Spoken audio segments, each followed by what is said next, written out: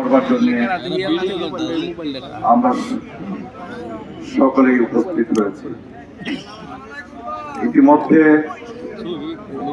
আমি আমার নিজের পক্ষ থেকে উপজেলা প্রশাসন, আমাদের উপজেলা পরিষদ, আমাদের মেলান্দ পৌরসভা, মেলান্দ উপজেলা স্বাস্থ্য কমপ্লেক্স সহ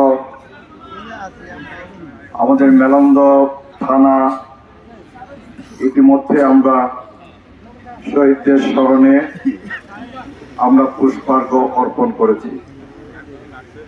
আমরা আজকের এই দিনে যাদের আত্মদানের মধ্য দিয়ে, যাদের আত্মত্যাগের মধ্য দিয়ে আমাদের মায়ের ভাষা বাংলা ভাষা অন্যতম রাষ্ট্রভাষা হিসেবে 1952 21শে ফেব্রুয়ারির পরে স্বীকৃতি লাভ করেছে, আমরা সেই সকল বীর শহীদদের আমরা স্মরণ করছি, তাদের বিদেহী আত্মার আমরা মাগফিরাত কামনা করছি।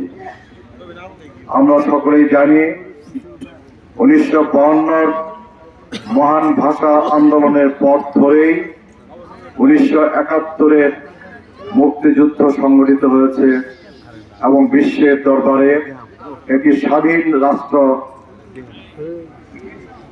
আমরা বাংলাদেশ নামক একটি স্বাধীন রাষ্ট্রের অভ্যুদয় ঘটেছে। আমরা আজকের এই দিনে আমাদের মুক্তিযুদ্ধের 30 লক্ষ শহীদকে আমরা স্মরণ করছি, তাদের বিদেহী আত্মার আমরা মাগফিরাত কামনা করছি। 1971 মুক্তিযুদ্ধের পর আজ পর্যন্ত ভাষার সংগ্রামে, গণতন্ত্রের সংগ্রামে, স্বায়ত্ত শাসনের সংগ্রামে, স্বাধীনতার সংগ্রামে, মুক্তিযুদ্ধে এবং সর্বশেষ 2024 জুলাই আগস্টে রক্তক্ষয়ী অভ্যুত্থানে যারা জীবন দিয়ে এই নতুন বাংলাদেশের অভ্যুদয় ঘটিয়েছে, আমরা সকল শহীদকে আমরা স্মরণ করছি, তাদের সকলের বিদেহী আত্মার আমরা মাগফিরাত কামনা করছি। আমরা আশা করি শহীদদের রক্তস্নাত পথ ধরে গত 12 ফেব্রুয়ারি বাংলাদেশে জাতীয় সংসদের যে নির্বাচন অনুষ্ঠিত হয়েছে, একটি অবাধ নিরপেক্ষ সুষ্ঠু নির্বাচনের মধ্য দিয়ে বাংলাদেশে গণতান্ত্রিক সরকার তার কার্যভার গ্রহণ করেছেন, দায়িত্বভার গ্রহণ করেছেন। আমরা আশা করি জনাব তারেক রহমানের নেতৃত্বে নতুন সরকার তার দক্ষ যোগ্য পরিচালনায় বাংলাদেশকে একটি গণতান্ত্রিক, মানবিক, একটি সমৃদ্ধ রাষ্ট্র হিসেবে গড়ে তুলতে সক্ষম হবেন, আমরা এই আশা পোষণ করি।